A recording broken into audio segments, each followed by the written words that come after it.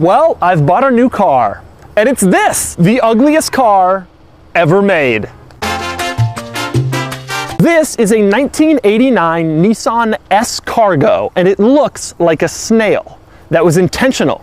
You see, the French word for snail is escargot, and Nissan was making a small cargo van. So they figured, small cargo, escargot, escargot. And they decided that this play on words was simply too good to pass up. So they made a small cargo van, they named it the Escargot, and it looks like a snail. Escargot.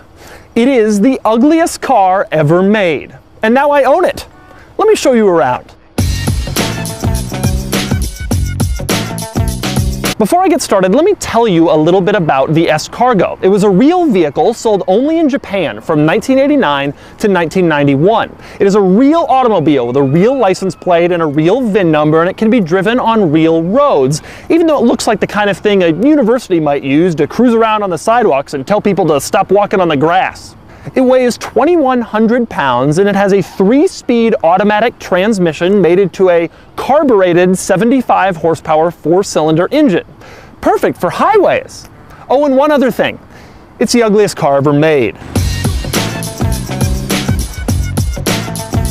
First, the main reason why I think this car is so ugly. Because they actually designed it to look like a snail. Why would you do this? There are so many cuddly, fuzzy, lovable animals in the animal kingdom, and surely Nissan must have considered making its car look like one of these, but instead they were like, nah, we'll just make it look like this. And so this is the ugliest car ever made. Let's examine it in greater detail. We'll start in front, where the Escargot has these beady fixed pop-up headlights because a snail has these beady fixed pop-up eye things. I also like the front because it gives you a chance to see the Escargot's insane proportions. At 72.4 inches high, the Escargot is only an inch shorter than my Range Rover, and yet it's 18 inches narrower. This couldn't possibly lead to any rollover risk. Ugliest car ever made.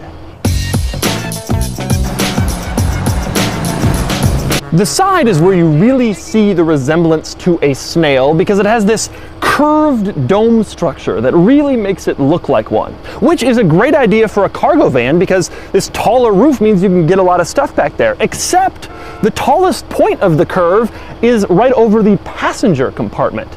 Then it all sort of just tails off to really sell that snail design. Ugliest car ever made.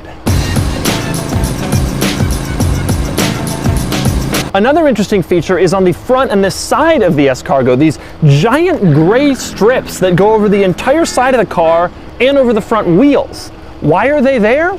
I have no idea. Ugliest car ever made. And then you have the crown jewel of the whole Escargot design, the rear.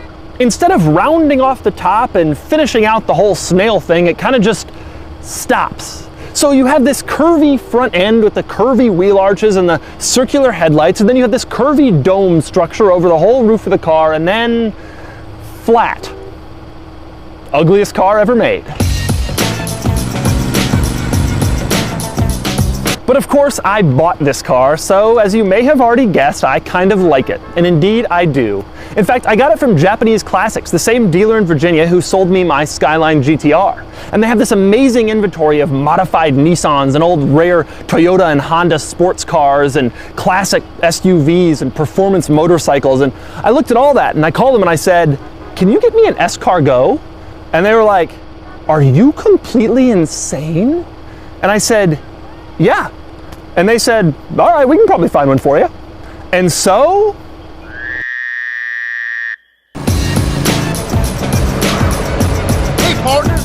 for more of my thoughts on the Escargot, click the link below to check out my column on autotrader.com/oversteer. And stay tuned, because I have many more hilarious upcoming plans for this, the ugliest car ever made.